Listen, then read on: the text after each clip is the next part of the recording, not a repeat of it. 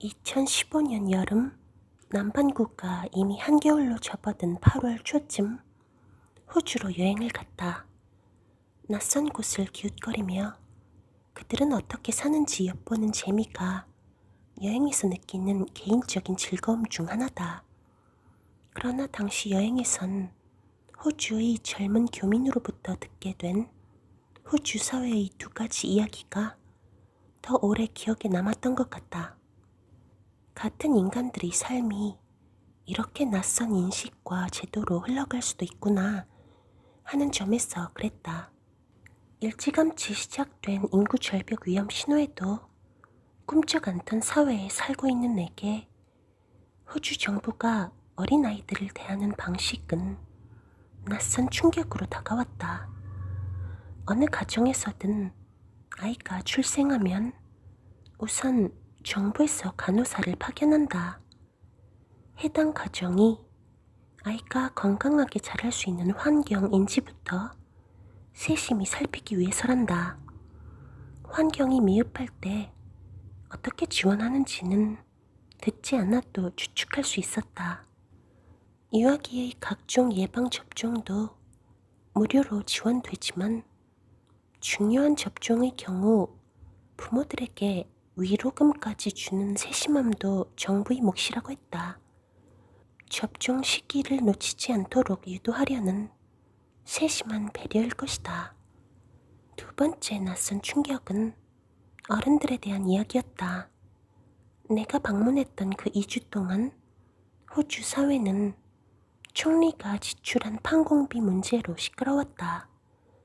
판공비 내역 중 200만 원 정도가 공적 지출이 맞는지를 두고 국회에서 갑론을박이 한창이었던 것이다.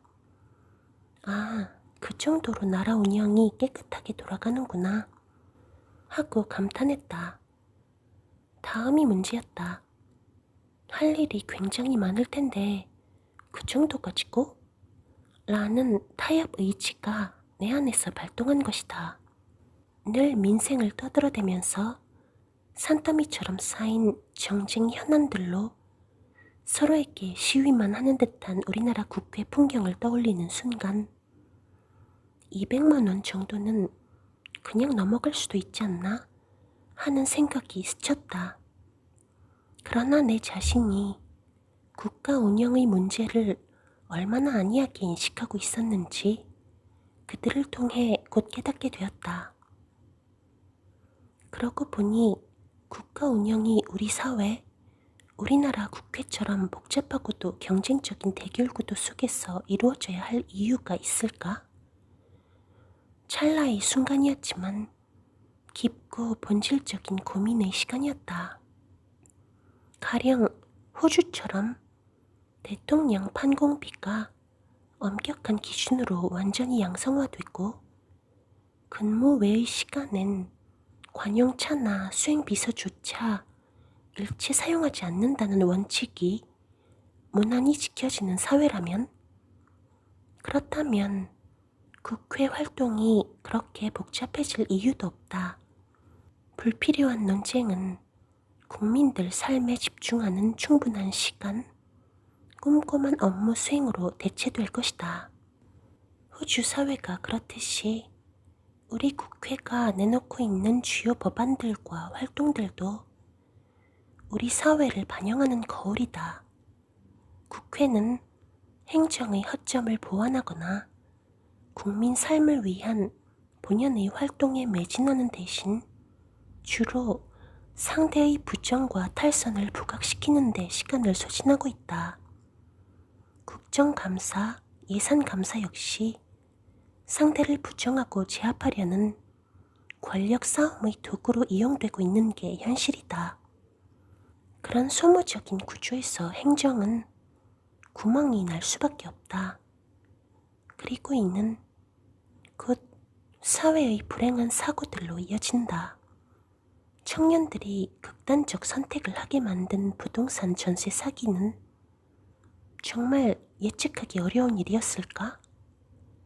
한 사람이 1000채의 빌라를 소유했고 그 정보들이 차근차근 등기소와 국세청으로 들어갔지만 이를 이상히 여긴 공무원이 없었다.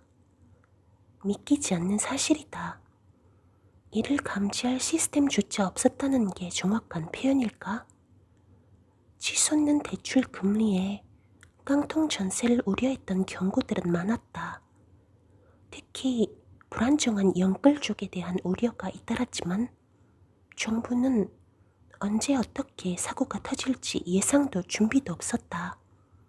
사태가 급박하게 돌아가는 상황에서조차 정부는 개인 간 거래를 정부가 어쩌겠냐는 발뺌과 이전 정부 성토로 시간을 보내다 거센 비판을 받았다. 간호법, 양곡관리법, 노란봉투법은 어떤가?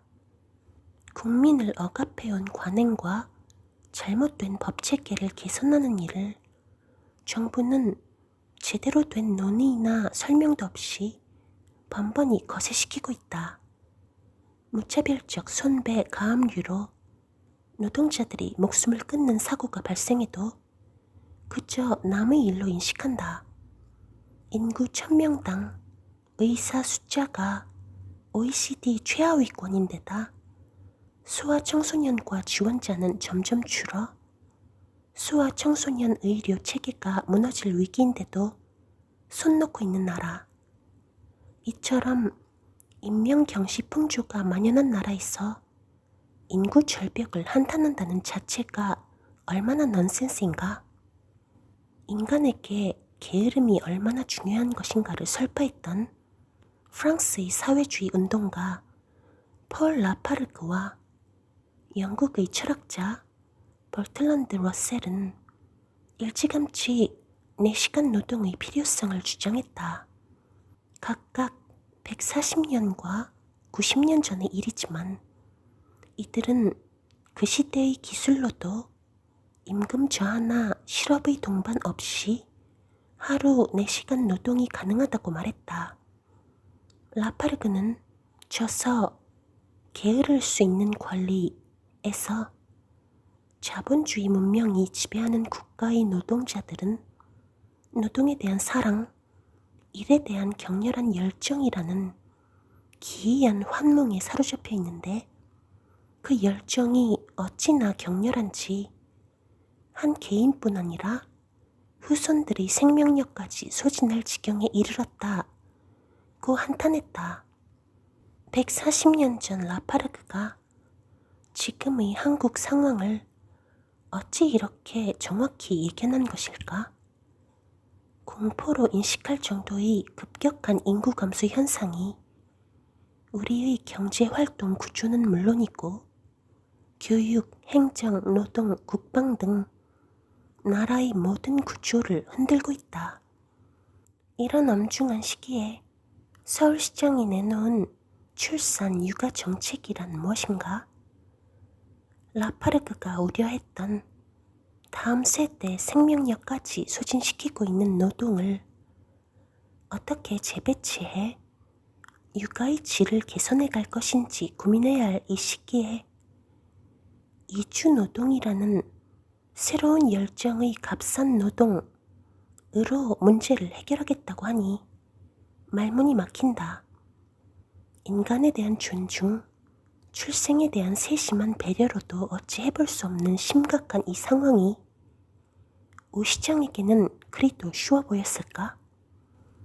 값싼 이주노동에 대한 우려도 우려지만 세심하고도 민감한 유아기 돌봄의 문제를 그렇게 아무런 토론도 준비도 없이 한 방에 해결하겠다는 발상 자체가 어리둥절할 뿐이다. 사육 동물들의 생존율을 개선한답시고 사육 환경 개선 대신 항생제 투여량을 늘려온 무자비한 방식과 뭐가 다른가? 무감각한 인권의식은 굳이 말할 것도 없겠다. 결국 그 값싼 노동조차 고갈되는 날이 오면 그 다음엔 무엇으로 육아 문제를 해결할 생각인지 묻고 싶다.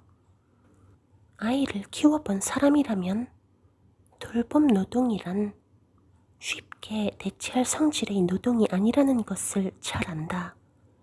정서적 안정감과 여유가 무엇보다 필요한 노동이거니와 유아기 아이들이 자연스럽게 경험하고 학습하게 될 가치들도 그 돌봄에서 시작되기 때문이다.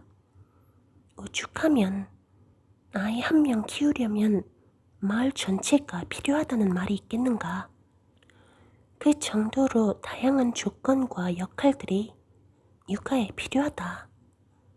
이는 어느 한 사람의 책임만으로 마을 전체의 역할을 감당케 할 수 없다는 의미이기도 하다. 그러나 우리 사회는 어떤가? 부모가 아이를 전담하다시피 키운다. 그렇다. 마을 전체가 공동으로 키워야 할 아이를 부모가 독박 육아로 감당하고 있다. 그 부담감을 어찌 다 설명할 수 있을까? 그런 심리적 압박과 불안감이 쌓여 종종 사회 문제로 드러나곤 한다. 이런 고립 육아의 이면에는 우리 사회가 만능으로 여기는 경쟁이라는 이름으로 벌어지는 노동 착취가 있다. 경쟁 만능의 가치는 노동과 긴밀히 연결된 육아 시간조차 착취의 대상으로 만든다. 자본주의는 본래 육아와 노동을 분리하며 성장한 제도이다. 따라서 국가가 육아의 일정 부분을 감당해내지 못하면 육아는 그대로 자본의 논리에 내맡겨진다. 육아 정책을 제대로 준비할 시간을 갖지 못한 초기 자본주의 국가들에서 흔히 볼 수 있는 일이다. 이제 소위 선진국이라는 타이틀을 단 우리 정부의 노동에 대한 인식은 어떤가? 노동을 적대시하고 배려와 대화 대신 무시와 고립으로 약자들의 노동 문제를 해결하려 한다. 약자들이 거부할 수 없는 69시간 노동이라는 진부한 정책도 다시 꺼내들었다. 노동을 갈아 넣어 성장했던 60, 70년대 산업화 초기의 인식을 다시 소환해 자유라는 수사로 포장하고는 노동자를 마음껏 부리고 싶다는 욕망을 거침없이 드러낸다. 장하준 교수도 말했듯이 그 자유란 인간이 만든 사회 구조 내에서 이루어진다. 인간은 공동의 노력으로 만들어낸 사회 기반에 의존해서 사는 존재이기 때문이다. 크게는 국가라는 테두리가 그리고 그 국가를 지켜낼 국방, 행정, 치안, 교육, 복지 등 각종 제도들이 그래서 존재한다.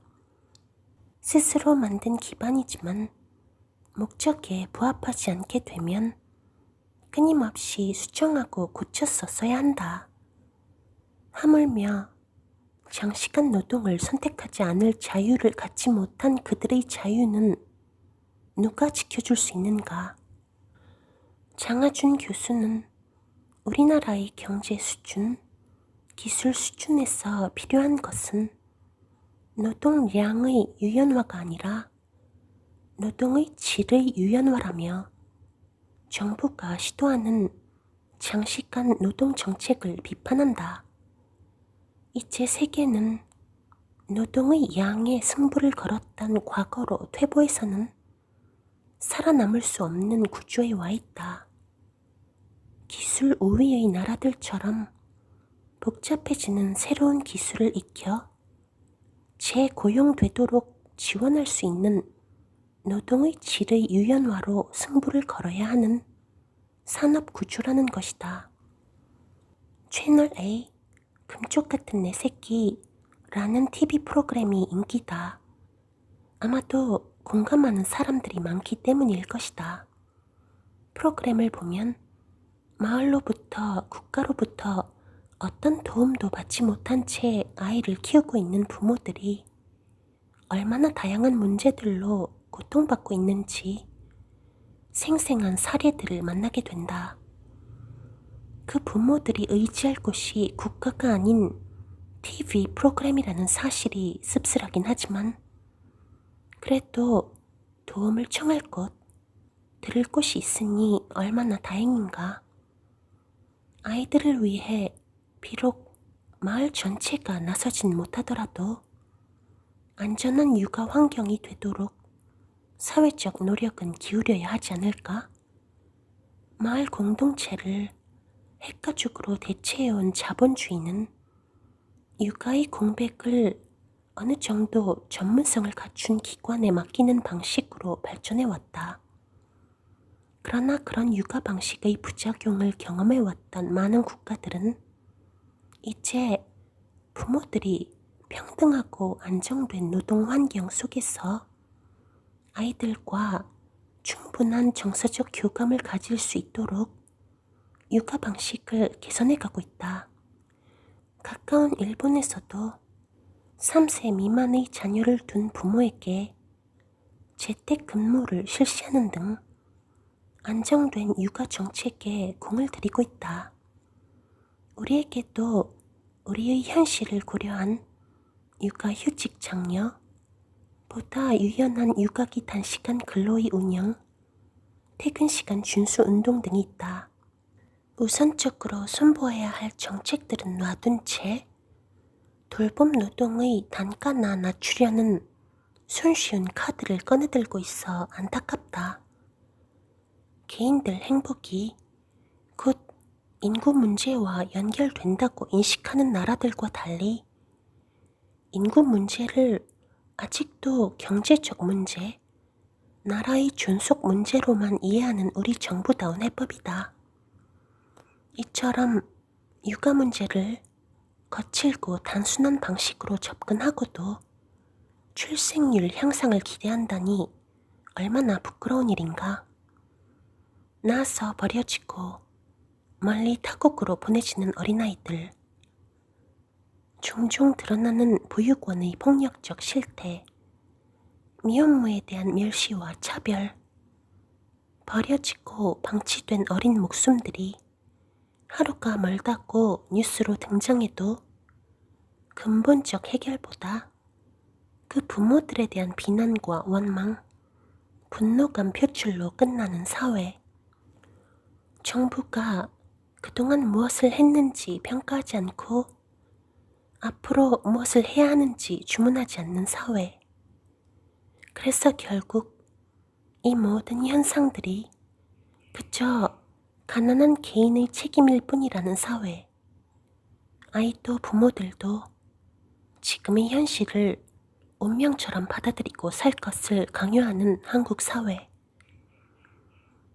우리 앞의 인구 문제는 이처럼 존중받지 못하는 부모와 아이들을 공동의 책임으로 인식하고 그 숫자를 줄여가겠다는 마음으로부터 출발하지 않으면 결코 성공할 수 없을 것이다. 철학자 러셀은 사람은 게으를 수 있을 때 비로소 마음이 가벼워지고 장난도 치고 싶어지고 스스로 선택한 건설적이고 만족스러운 활동들에 전념할 수 있게 된다면서 가벼운 마음으로 놀 수 있는 기회들이 아동 교육에서 중요하다고 말했다. 그런 기회를 갖지 못한 아이는 불쾌하고 파괴적인 아이로 성장하며 자기 인생에서 보다 깊고 폭넓은 목적들을 이해하는 능력까지 빼앗기게 된다고 말한다. 이제 우리도 노동에 대한 절대적 믿음 대신 여가, 게으름, 그리고 그런 여유 속에서 자랄 아이들을 그려볼 수 있는 사회에 살고 있지 않은가?